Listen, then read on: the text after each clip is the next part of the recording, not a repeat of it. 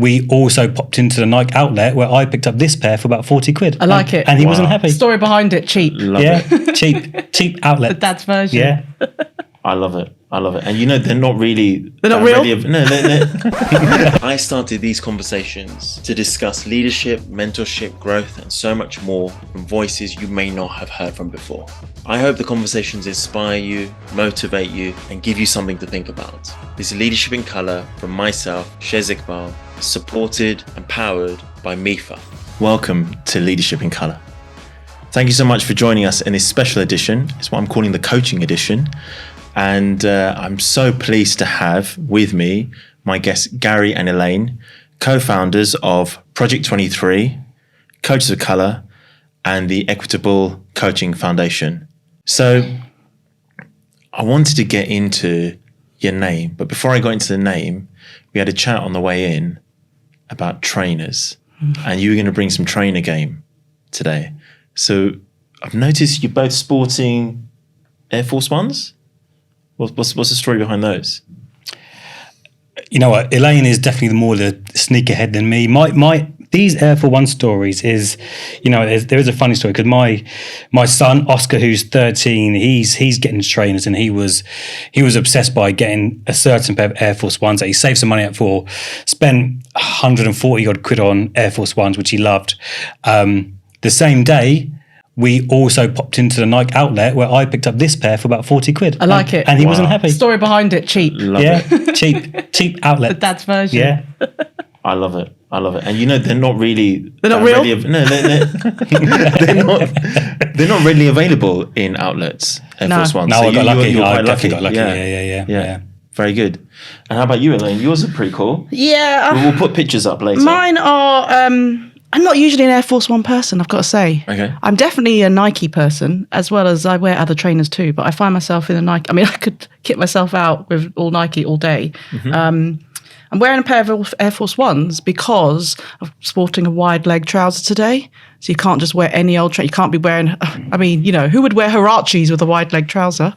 Or a pair of Dunks, potentially, but these are quite long, these trousers as well. So you need a little bit of lift, which an Air Force One gives me compared to, say, a pair of Dunks or a pair of Jordans. What are you sporting today? Got some Jordan 1s. Right? They're black, grey, white. They're nice. My wife bought them for me. Vegan. Nice. Yeah. She didn't buy vegan on purpose. But they happen to be. I think if you can go vegan, go vegan. But it's not... I just like them. I just think I think nice. The fact that she bought them makes them mean so much to me. Yeah. It's the first pair of trainers she's bought for me. The second pair of trainers, unfortunately, I said to her I wasn't that keen on, so we had to return them. I don't even remember what they were. But they looked a little bit like Timberlands. They weren't vegan. They were. It wasn't. Do you know what? Vegan. The vegan trainer thing is kind of like you said, like, oh, you can. If you can, you should, kind of thing. I mean, yeah, I'm down. It's like a brownie, isn't it? If the brownie tastes good and it's vegan, I'm down. Yeah. But I still think, for me, trainers is about how I feel when I put them on. I'm like, or when I look at them, or not going to lie, it might be shallow, but also like what other people are going to think about my trainers, because that is a thing. Yeah.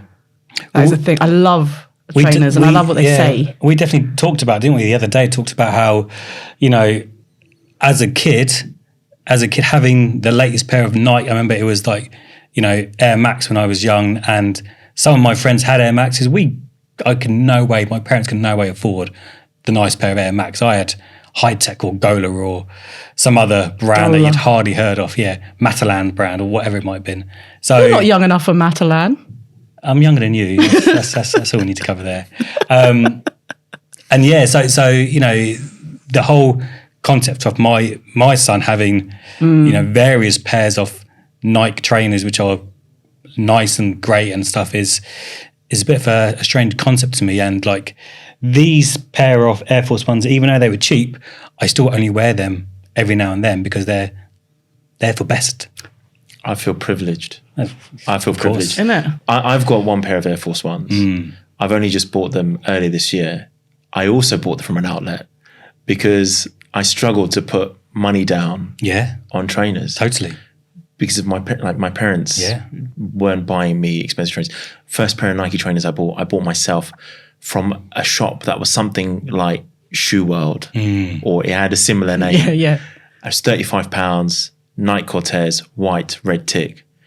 I actually only just binned them last year. Yeah. Because, I mean, they obviously don't fit me anymore. But yeah, my Air Force Ones, love them. They're white. I think I bought them for 60 quid, so I'm a little bit jealous of the price that you paid. Yeah, yeah. I wore them into Mexico because we were told to wear white trainers. I thought, why not? I also don't wear them that often. And one of my colleagues put his foot on it. Oh. That's the right reaction. Yeah. His reaction was to laugh.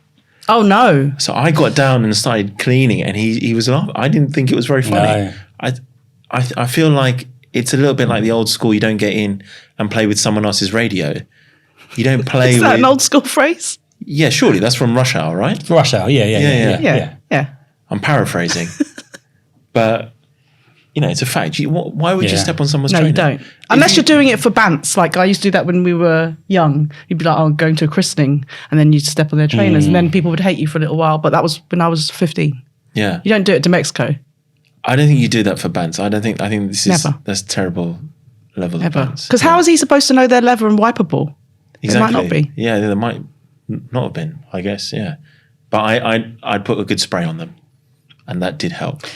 I liked what you said the other day. Sorry. I liked what you said the other day about how long it takes. How long do you think it takes for a pair of trainers to make it to the garden? Yeah. Like I think use. that's I think from box to garden, like garden shoes. Because, you know, now we're there, right? Yeah. 7 years. I don't know about 7 years. That seems quite Long soon. for you. Oh, soon? Yeah. Oh, I thought, okay, right. I reckon 7 years is about right. I think, for me, yeah. I'd say. And how long will they last in the garden? No, Forever until.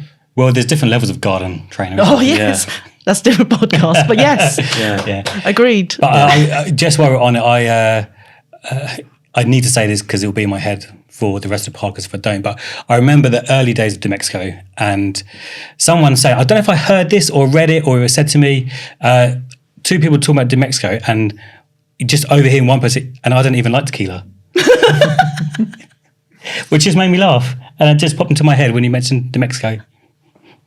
I think that's probably the second day of the conference. Yeah. Yeah. And that conversation still happens. Does it? Yeah. Okay. Yeah. A classic joke. So now Good that we got trainers out of the way and we know what gear you're sporting, right? Probably not a good idea to use the word gear, is it? What trainers you're wearing. We can edit that bit out. We can. What trainers you're wearing.